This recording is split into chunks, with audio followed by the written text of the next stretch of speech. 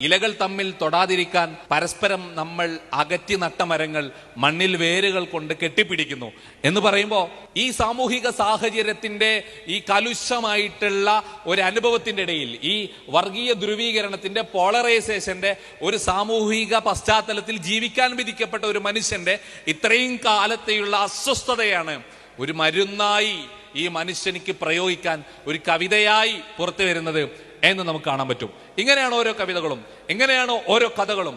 ഇതിൽ മുഴുവനും മനുഷ്യനെ ഇങ്ങനെ പ്രതിരോധിക്കാൻ വേണ്ടി, മനുഷ്യന് പ്രതിരോധ ശേഷി കൂടുതലായി നൽകാനുള്ള ഒരു അസറ്റുകളായിട്ട് ഇത് രൂപപ്പെടുകയാണ്. അതുകൊണ്ട് വായന ഒരു മൗനമാണ്.